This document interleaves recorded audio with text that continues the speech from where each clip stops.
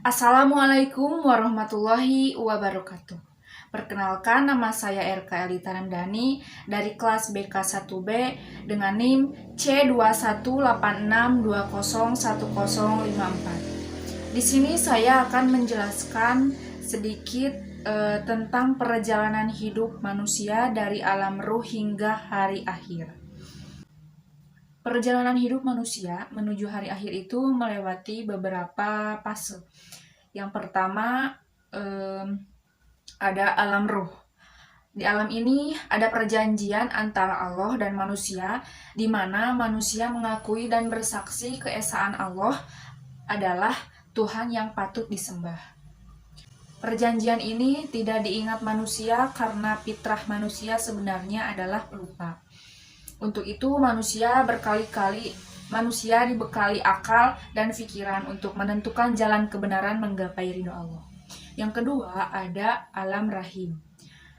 Manusia dibentuk dalam rahim ibu, yaitu 40 hari dalam bentuk sperma atau air, 40 hari dalam bentuk darah, 40 hari dalam bentuk daging. Lalu setelah melewati fase 120 hari, Allah Subhanahu wa Ta'ala memberikan ruh pada manusia tersebut. Yang ketiga, ada alam dunia. Di alam inilah umur manusia akan dipertanggungjawabkan kepada Allah Sang Pencipta. Tuhan manusia akan menjalankan seluruh perintah Allah dan menjauhi larangannya. Yang keempat, ada alam barzah.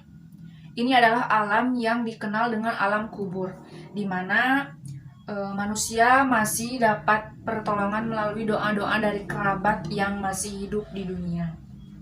Terakhir ada alam akhirat.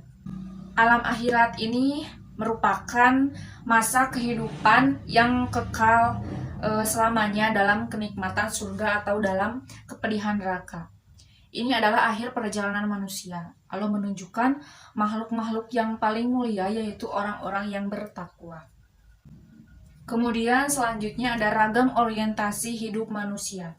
Jika diperhatikan, orientasi dunia dan akhirat manusia, maka akan terbagi menjadi 3 kelompok besar. Jadi yang pertama adalah kelompok yang menganggap bahwa hidup itu hanya satu kali. Nah, oleh karena itu mereka beranggapan bahwa hidup ini harus dinikmati sepuas-puasnya. Kemudian yang kedua ada kelompok yang mencintai dunia dan meninggalkan akhirat. Padahal mereka tahu ada kehidupan setelah mati. Dituliskan dalam Al-Quran surat An-Nahl ayat 107, yang artinya yang demikian itu disebutkan karena sesungguhnya mereka mencintai kehidupan di dunia lebih dari akhirat. Dan bahwasanya Allah tiada memberi petunjuk kepada kami hari akhir. Kemudian ketiga, ada kelompok yang menjadikan dunia sebagai sawah ladang untuk bercocok tanam dan hasilnya akan dinikmati di akhirat nanti. Mereka beranggapan bahwa dunia hanyalah sebagai tempat peninggalan atau dunia hanyalah tempat persinggahan sementara. Segalanya akan kembali pada abadi di hari akhir atau di hari akhirat atau di alam akhirat. Kemudian ada tujuan manusia diciptakan.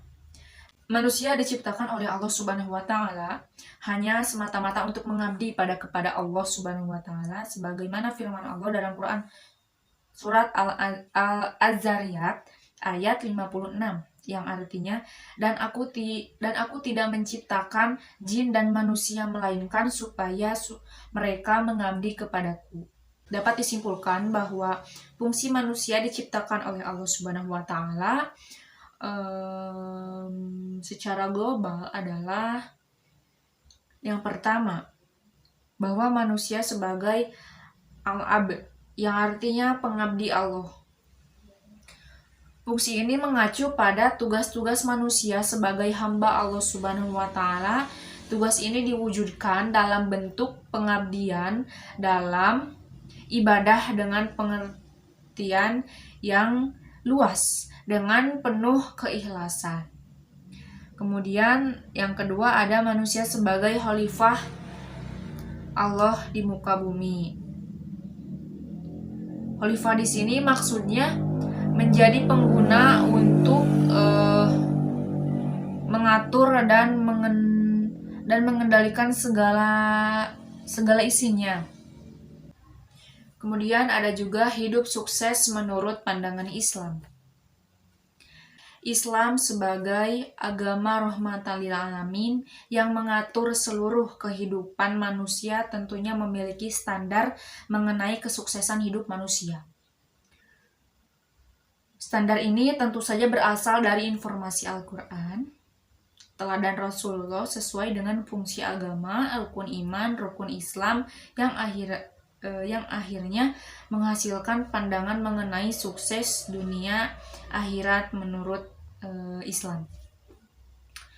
Manusia yang sukses dalam Islam tidak hanya diukur oleh harta dan posisi atau jabatannya,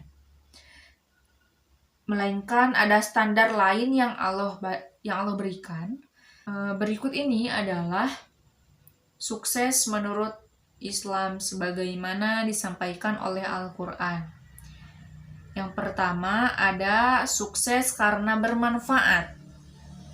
Sebaik-baiknya manusia adalah manusia yang memberikan manfaat pada orang lain. Islam mengajarkan umatnya untuk bisa menjadi manusia yang bermanfaat bagi orang lain. Sebagai seseorang yang beriman, tentunya hal ini bukan lagi menjadi suatu yang harus dipermasalahkan, karena merupakan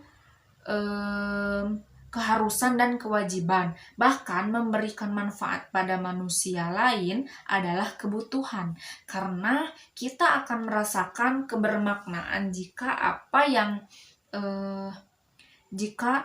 yang kita miliki diberikan untuk menolong orang lain. Kemudian ada juga sukses karena membangun masyarakat.